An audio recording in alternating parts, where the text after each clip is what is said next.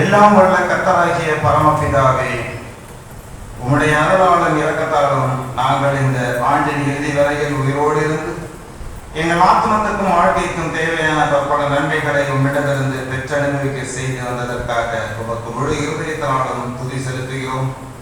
தேவரீர் அன்பு கூர்ந்து அளித்த ஈவுகளை தவறான வழிகளில் பயன்படுத்தியதையும் எங்கள் நினைவினாலும் பேச்சினாலும் செய்கையினாலும் பாவம் செய்ததையும் நாங்கள் உணர்ந்து அதற்காக மனம் வருந்துகிறோம். கருணை கூர்ந்து எங்களை மன்னித்தருளும். அன்புள்ள பிதாவே, உம்முடைய இரக்கமுள்ள சித்தத்தின்படியே நாங்கள் புத்தாண்டை தொடங்க போகிறோம். அதில் தேவரீர் எங்களை உமது அன்பின் அடைக்கலத்தில் வைத்து காத்தருளும். நாங்கள் தொடங்க போகும் இப்புதிய ஆண்டில் எங்கள் தீய பழக்கங்களை நாங்கள் ஒழித்துவிட்டு மனம் திரும்பியவர்களாய் எங்கள் வாழ்க்கையை நடத்தவும், உமது நாமம் திருநாமம் மகிமைப்படும்படி உமக்கு ஊழியம் செய்யவும் பரிசுத்த ஆவியானவரை கொண்டு எங்களுக்கு துணை அளித்திருளும். வரப்போகிற ஆண்டில் தேவரீர் எங்களை ஆசீர்வதித்து எங்களுக்கு யாதொரு தீங்கும் நேராதபடி காத்தருளும். எங்கள் வாழ்நாள் முழுவதும் எங்களை உமது பாதுகாப்பில் வைத்து எங்கள் ஆண்டவரும் மீட்பருமாகிய இயேசு கிறிஸ்துவின் நிமித்தம் உமது திருமுகத்தை எங்கள் மேல் பிரகாசிக்க செய்து எங்கள் மேல் கிருபை உள்ளவராயிரும். உம்முடைய திருமுகத்தை எங்களுக்கு பிரசன்னமாக்கி எங்களுக்கு இம்மையிலும் அருமையிலும் சமாதானம் தந்தருளும். சுவாமி. ஆமென். ஆண்டின் கடைசி இரவு ஆராதனைக்காக சங்கீதம் 90 நாம் யாவரும் எழுந்து நின்று முறையாக வாசிப்போம். ஞான சங்கீதங்களின் புஸ்தகம் 90ஆம் சங்கீதம் முதல் 17 வசனங்கள். 17வது வசனத்தை அனைவரும் இணைந்து சொல்லும். ஞான சங்கீதங்களின் புஸ்தகம் 90ஆம் சங்கீதம். ஆண்டவரே, தேவரை தலைமுறை தலைமுறையாக்கி எங்களுக்கு அடைக்கலமானவர்,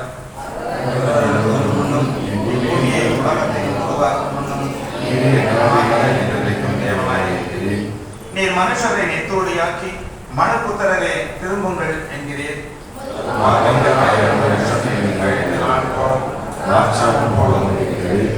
அவர்களை வெள்ளம் போல் வாரிக்கொண்டு போகிறீர். நித்திரைக்கு ஒத்திருக்கிறார்கள். காலையிலே முளைக்கிற புல்லுக்கு ஒப்பாயிருக்கிறார்கள். நாங்கள் உமது கோபத்தினால் அழிந்து உமது உக்கிரத்தினால் கலங்கி போகிறோம்.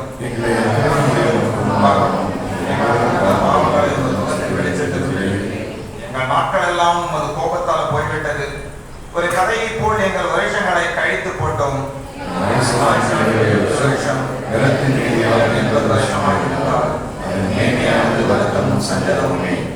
சீக்கிரமாய் கடந்து போகிறது. நாங்களும் பார்த்து போகிறோம்.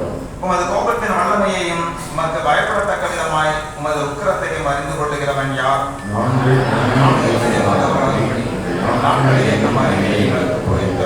கர்த்தாவே, திரும்பி வாரும். எதுவரைக்கும் கோபமாய் இருப்பீர்? உமது அடியாருக்காக பரிதவியும்.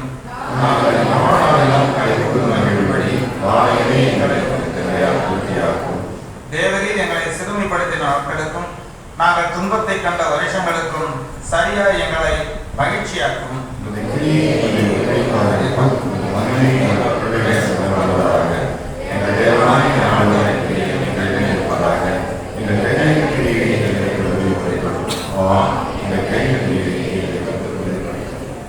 பிதாவுக்கும் குமாரனுக்கும் பரிசுத்தாவிக்கும் மகிமை உண்டாவதாக.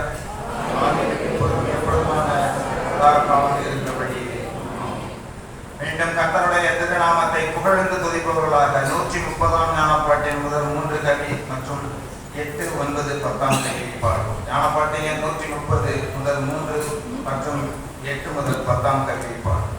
நான் தேவரீரை கர்த்தரை துதிப்பேன்.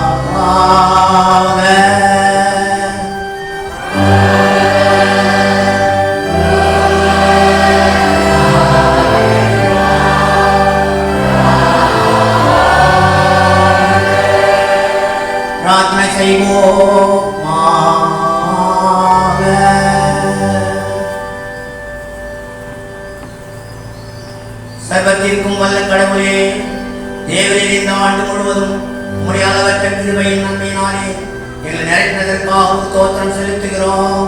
நாங்கள் பிரவேசிக்கப் போகிற புது ஆண்டிலும் உங்கள் திவ்ய ஆசீர்வாதங்களோடு எங்களுடைய தங்கியும் என்று உம்மோடும் பரிசுத்த ஆவியோடும் என்னென்றைக்கும் ஜீவித்து அரசாளுகிற எங்கள் நாதர் இயேசு கிறிஸ்துவின் மூலமாய் உம்மை வேண்டிக் கொள்கிறோம்.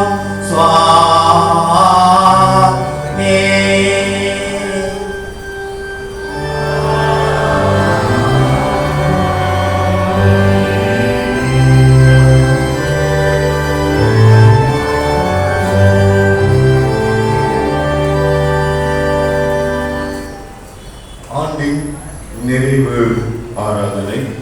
இந்த ஆராதனை வேளையிலே வாசிக்கும்படி குறிக்கப்பட்டிருக்கும் பழைய ஏற்பாட்டின் பகுதியை வாசிக்க நாம் கேட்போம். அது சங்கீதங்களின் புத்தகம் 67. சங்கீதங்களின் புத்தகம் 67 சங்கீத வசனங்கள்.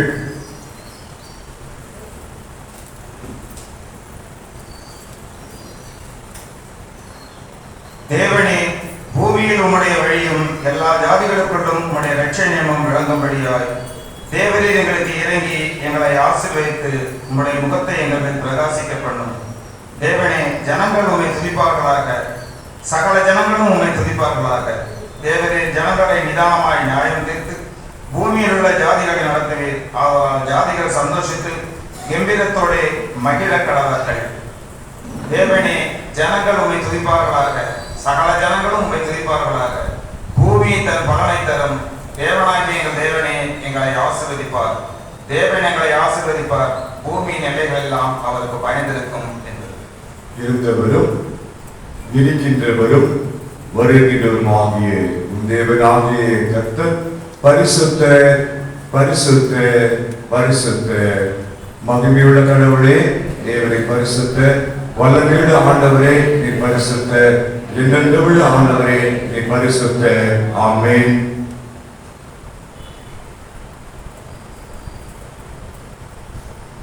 இந்த ஆராதனைக்காய் குறிக்கப்பட்டிருக்கும் நிருப பகுதி வாசிக்க நாம் கேட்போம்.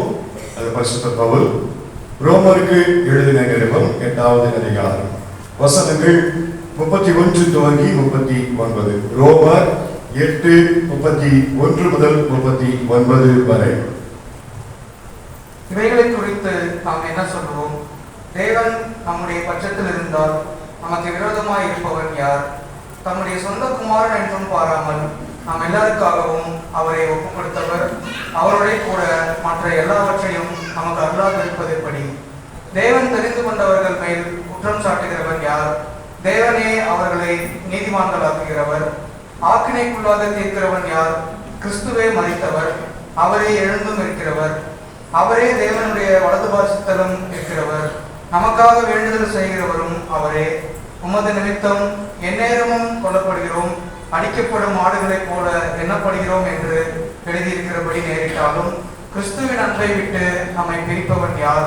உபத்திரவமோ, வியாகுலமோ, துன்பமோ, பசியோ, நிர்வாணமோ, நாசமோசமோ, பட்டயமோ, இவை எல்லாவற்றிலேயும் நாம் நம்மில் அன்பு கூறுகிறவர்களாலே முற்றும் ஜெயம் கொள்ளுகிறவர்களாய் இருக்கிறோமே. மரணமானாலும் ஜீவனானாலும் தேவதூதர்களானாலும் அதிகாரங்களானாலும் வல்லமைகளானாலும் நிகழ்காரியங்களானாலும் வருங்காரியங்களானாலும் உயர்வானாலும் தாழ்வானாலும் வேறெந்த சிருஷ்டியானாலும் நம்முடைய கர்த்தராகிய கிறிஸ்து இயேசுவில் உள்ள தேவனுடைய அன்பை விட்டு நம்மை பிரிக்க மாட்டாது என்று நிச்சயித்திருக்கிறேன். கர்த்தர் தாமே இந்த திருவசனங்களை நம்முடைய இதயத்தில் நித்திய ஜீவனுக்கென்று உறுதிப்படுத்தி காப்பாராக. ஆமென்.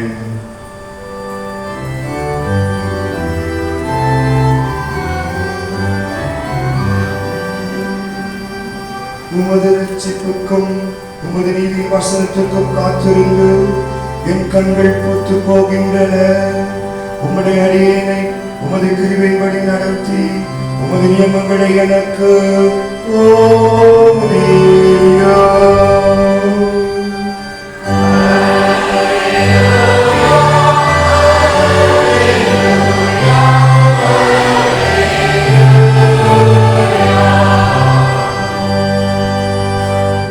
வாசிக்கும்படி குறிக்கப்பட்டிருக்கும் சுவிசேஷ பகுதியை வாசிக்க நாம் கேட்போம். அது பரிசுத்த லூக்கா எழுதின சுவிசேஷம் 13ஆம் அதிகாரம் 6 முதல் 9 வசனங்கள். லூக்கா எழுதின நற்செய்தியும் 13ஆம் அதிகாரம் 6 முதல் 9 வசனங்கள். லூக்கா 13 6 முதல் 9. இயேசு சொன்ன உமையாவது, ஒருவன் தன் திராட்சை தோட்டத்தில் ஒரு அத்தி மரத்தை நட்டிருந்தான். அவன் வந்து அதிலே கனியை தேடின போது ஒன்றையும் காணவில்லை. அப்பொழுது அவன் தோட்டக்காரனை கூப்பிட்டு, இதோ 3 வருஷமாய் இந்த அத்தி மரத்திலே கனியை தேடி வருகிறேன், ஒன்றையும் காணவில்லை. இதை வெட்டி போடு, நீ ஏன் நிலத்தை வியர்த்தமாக்க வேண்டும் என்றான். அதற்கு அவன், ஐயா, இந்த வருஷமும் இருக்கட்டும், நான் இதை சுற்றிலும் கொத்தி எரு போடுவேன். அடுத்த வருஷத்தில் கனி கொடுத்தால் நல்லது, கொடாவிட்டால் இதை வெட்டி போடலாம் என்று சொன்னான் என்பதே.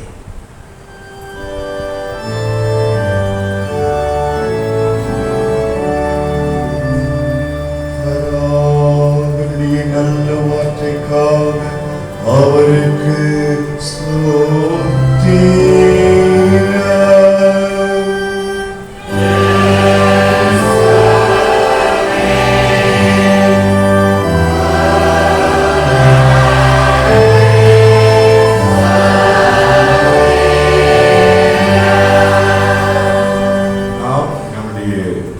விசுவாசிகளோடு அனைவரோடும் உடன்பட்டதாய் நம்முடைய விசுவாசத்தை விசுவாச பிரமாணத்தின் மூலம் அறிக்கை செய்வோம். வாருங்கள்.